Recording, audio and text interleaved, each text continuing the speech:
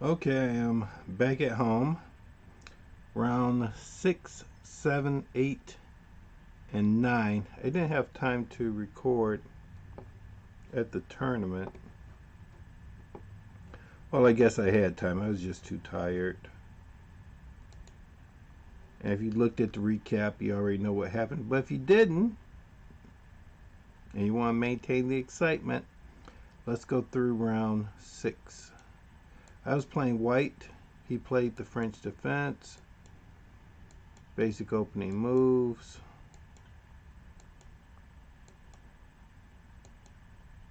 I haven't played against the French defense in a while, and it shows.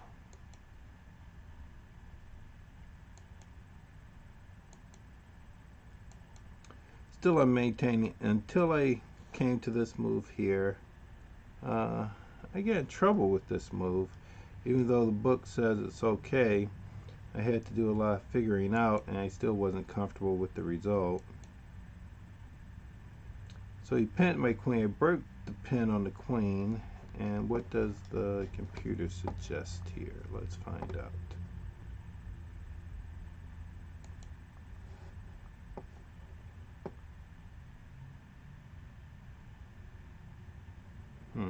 Doesn't suggest anything.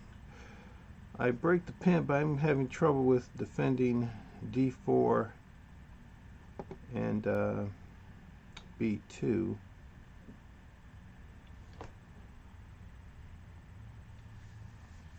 Let's go back a couple of moves. Oh, I'm itchy. Okay, right here. I didn't look at it closely because I didn't think I was going to get in trouble, and I just played the quick g3. What I should have played was, the computer says c2,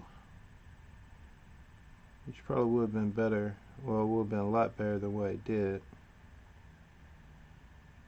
Yeah, c2. c2 allows me to defend the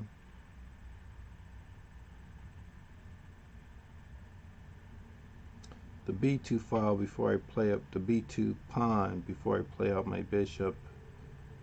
But I didn't consider that because I thought it also took protection away from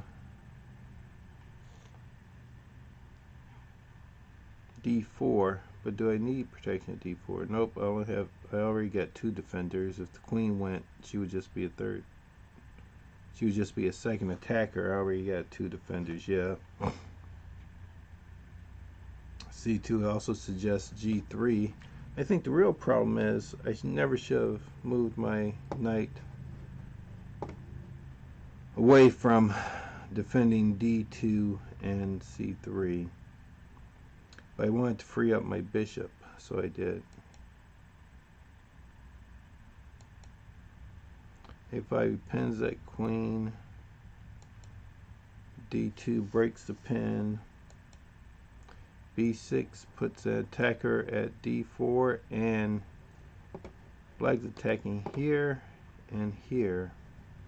I could not find a good way to defend both of them. What the computer suggests, no, it's not what the computer suggests. Oh man, it is hot in here.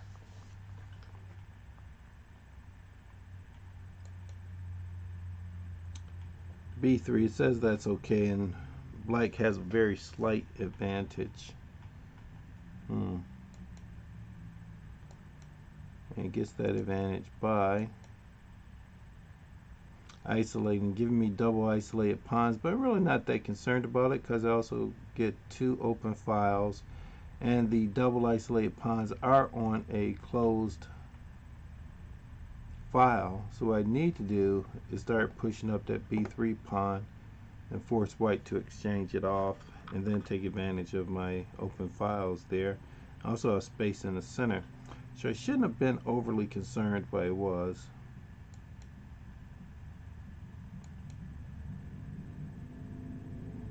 Now this just made things worse.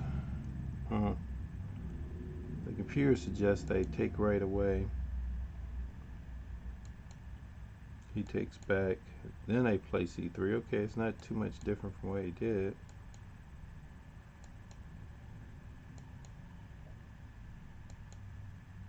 and that this is an even position even with the double isolated pawns.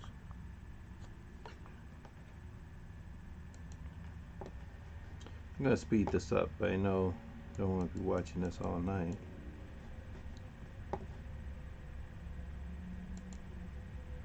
He played G5.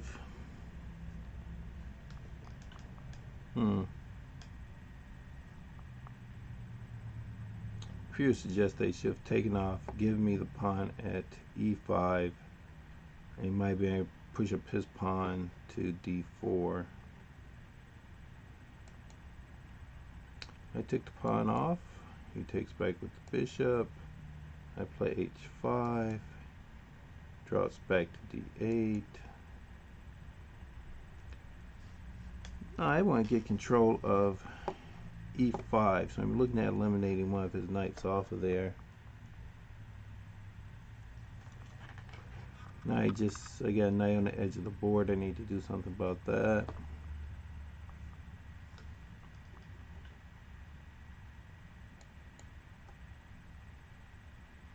There's a lot of air in that castle. Knight F3, okay. This, as far as I'm concerned, he just gave the game back to me. But at a closer look, I have 5 weak pawns. I think he was trying to play on that. But that's going to be hard to convert in the middle game with 3 minor pieces still on the board.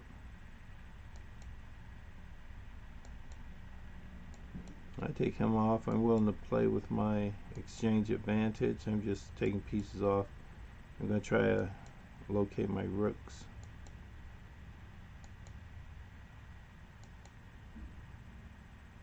And I think the real downfall of his strategy were these 2 weak squares right in the middle of the board. If he didn't have those weak squares, the game would have been a lot more dangerous for me.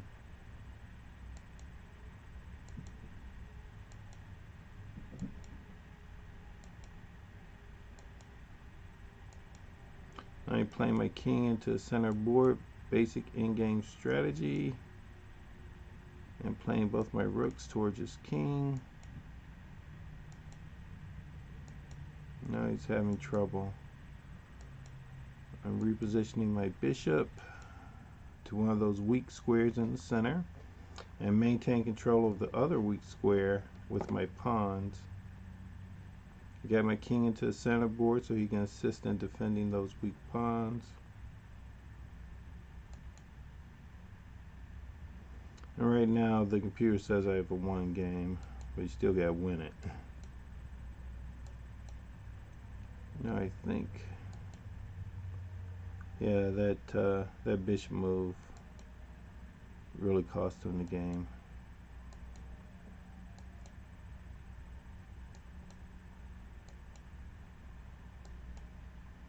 And that pawn on the 7th well protected.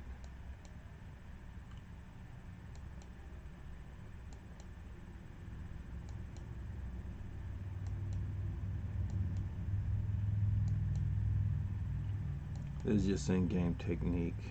However you wanted to play it, probably a million different ways to win this.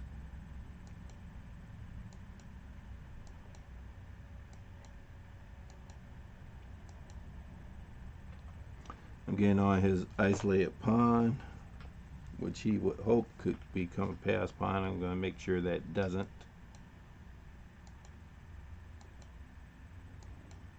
His bishop at h7 stopping me from queening my pawn, so I just took over h7.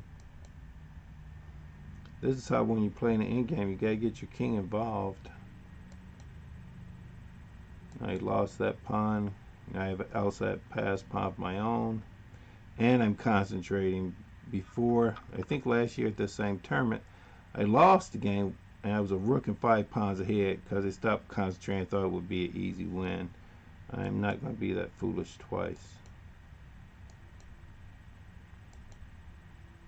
And this will do it. Pick up his bishop.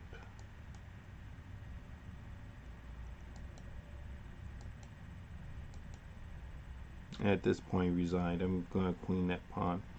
Okay, it was kind of shaky in the beginning, but somehow I pulled it out well with his help. Exchange off that knight for the 5 weak pawns. He didn't recognize that those 2 weak squares in the center would be his downfall. It wasn't bad strategy on his part. It's just he had additional weaknesses of his own they should have considered. Okay, that's it for this was round 6. I'll go over round 7 tomorrow. Bye bye.